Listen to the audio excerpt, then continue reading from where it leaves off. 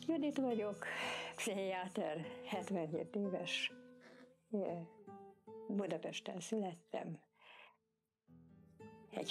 és mint egy holokauszt túlélő család, hogy így mondjam, második generációs tagja. Budapesten, a belvárosban, 7. kerületben laktam egy olyan házban, ami annak idején csillagos ház volt. Gyakorlatilag a ház, amikor én gyerek voltam még, a házban minden lakó zsidó volt. A vallásról igazán annyit tudtam, hogy azért az idősek valami időnként egy gyertyát vagy mécsest kitettek az ablakba, és volt egy olyan nap az évben, amikor nem ettek. Ez csak az idősek természetesen, tehát már anyu sem, de a nagymama az beletartozott, és hát ez a legkedvesebb játékunk volt, ugye, mert ők rohantak ki este felé már a körfolyosóra nézni ott az udvarról az eget, hogy mikor jön fel az első csillag, mikor ehetnek, mi pedig ott röhögtünk rajtuk. Voltunk gyerekek elegen. Azok mind ugyanazt a benyomást kapták a háborúról, a holokausztról, ami egyetlen egy mondatban fejezhető ki, hogyha ez megtörténhetett, akkor Isten nincs. Ezt anyu úgy folytatta, hogy és ha majd meghaltam és följutok hozzá, meg is mondom neki. Tehát én azt gondolom, hogy zsidók részéről valódi Isten tagadás nincs, csak Isten elleni nagyon-nagyon nagy harag.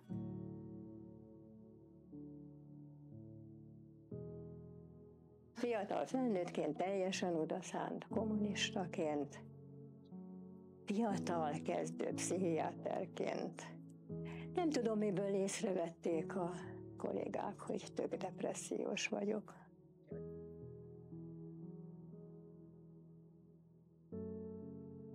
Csak 10 év után mondtam az analitikusomnak, hogy egy észrevételem volna, hogy nagyon szép, nagyon jó, de én még mindig félek a haláltól. Ugye, mert azt szépen meg tudtam fogalmazni, hogy 2 lehetőségem van halál után. Egyik, hogy nincs semmi, csak hogy ez teljesen elfogadhatatlan. A másik, hogy van valami, de akkor talán jobb erről nem is beszélni, mert ez következményekkel jár.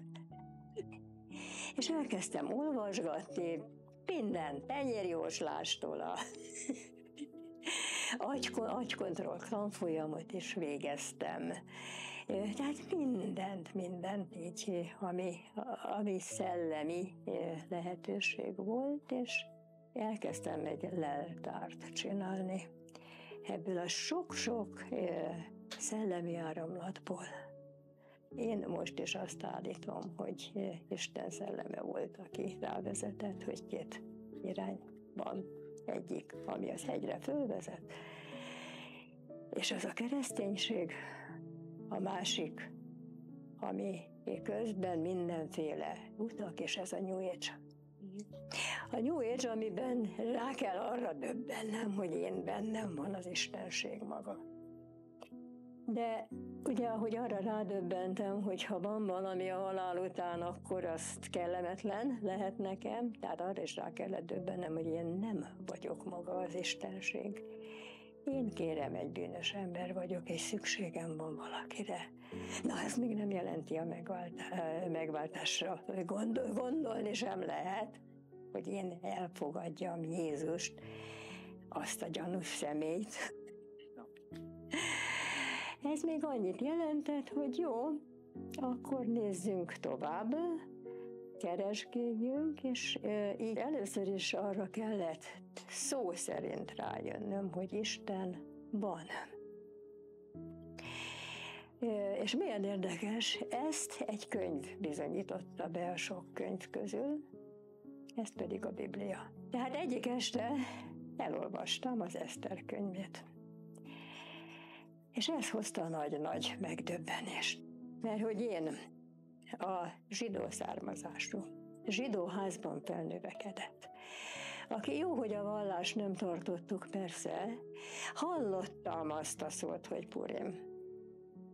Fogalmam nem volt, hogy mi az, hogy Purim, eszik, iszák, mi az. És hogy ezek után a keresztényeknek, a gyűlölt ellenség keresztényeknek, akik tudom, hogy irtották a zsidókat, a könyvéből tudom azt meg, hogy mi a Purim.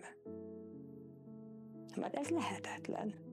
És ez egyetlen egy következtetést tudok csak levonni, hogy ezek szerint nem elég, hogy Isten van. Tudnélik, Isten akkor azért kell, hogy legyen, mert erre a könyvre csak ő vigyázott. Erre semmi római pápa, semmi reformátusok, senki nem tudott vigyázni, mert nem volt rá lehetőségük, mert ellenségek voltak. Marad egyedül az, aki nem ellenség, Isten vigyázott rá. Vagy pedig, ha ő vigyázott rá, akkor egyrészt van, másrészt ő írta a könyvet is. Aztán elkezdődött, hogy így mondjam, egy versenyfutás. Én állítom, hogy Jézus kergetett engem. Akkor én megfutottam előle. Még mindig nem jelenti ez a megtérésemet, és szóval Jézus maradt egy gyanús fickó az én számomra. Azt mondtam, hogy jó, még akár meg is adnám magam Jézusnak. De én zsidó vagyok, és ezt a zsidóságomat nem akarom elveszíteni. És ugye megint a keresztény-zsidó ellentét. Hát én hogy csinálhatnám azt, hogy úgy, ahogy a kolléganőm átadom az életemet, mert akkor valahol a zsidóságomat is ott kell hagyni. És mondhatnám, hogy feladtam a leckét Jézusnak. Hogyha maradhatok zsidó, akkor én el is fogadlak.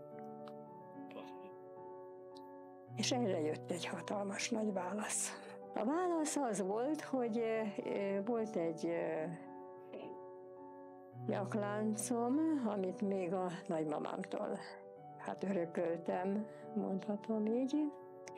Egy kis Dávid csillag, ebben csúcsosodott ki a zsidóságom. Hogy ez a lánc.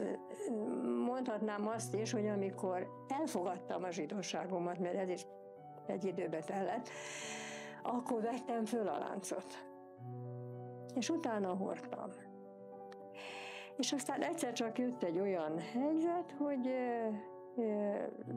egy ilyen szokásos kezelésre mentem, ahol le kellett venni a láncot levettem. Kezelésen túljutottam, a láncot maradt.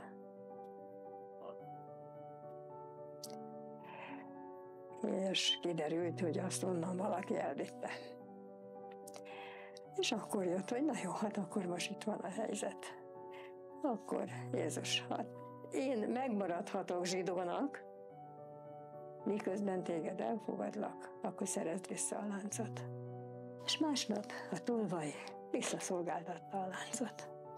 Végül meghívtak egy házi csoportba, amit végighallgattam. Megkérdezték utána, hogy mi a véleményemről, mondtam, hogy én nekem csak nagyon jó véleményem van erről az egészről. Egyetlen egy hiba, hogy én nem tudok hinni. Szeretnék hinni, de nem tudok.